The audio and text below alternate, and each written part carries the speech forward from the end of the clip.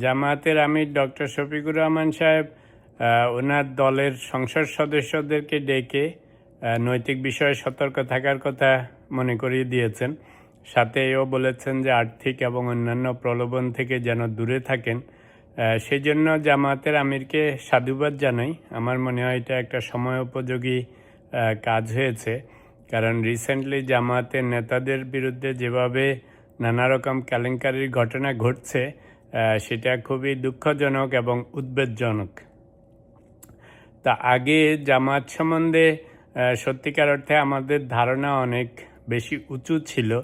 আমরা সবসময় মনে করতাম যে জামায়াত একটা খুবই ডিসিপ্লিনড পার্টি, সবাই নৈতিকতা মেনে চলেন, সংগঠন মেনে চলেন, সবাই সম্মান করেন বা সেভাবে বিহেভ করেন।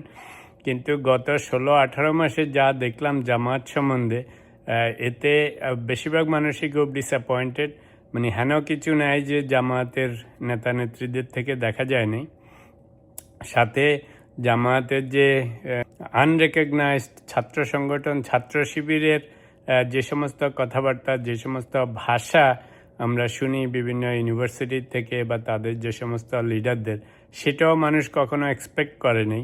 সাথে আবার ওনাদের A team, B team, C team, যে টিমই হোক, এনসিপি নেতাদেরও যে ধরনের ভাষা, সেটাও কেউ এক্সপেক্ট করে না। তো ধরেন জামাত, শিবির, এনসিপি, ওরা স্বীকার করুক বা না করুক, বেশিরভাগ মানুষ মনে করে এরা সবাই একই গোত্রের লোক, ওরা একই পারপাস সার্ভ করতে চাচ্ছে।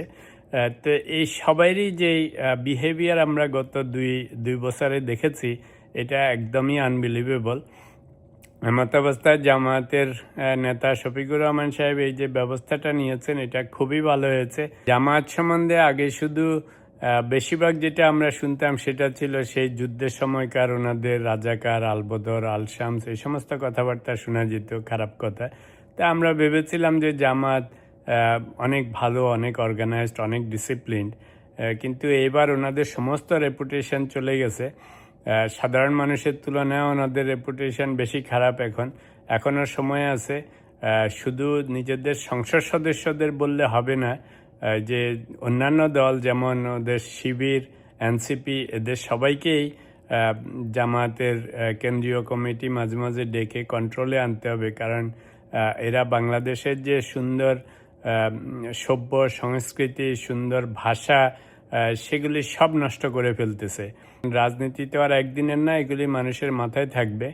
তো সামনে যদি আরও ভালো করতে হয়, ভালো রাজনৈতিক চর্চা করতে হয়, তাহলে ওনাদের নিজেদের লোকজনদেরকে এবং ওনাদের অঙ্গ সংগঠনগুলিকে অবশ্যই এখন থেকে কন্ট্রোল করতে হবে।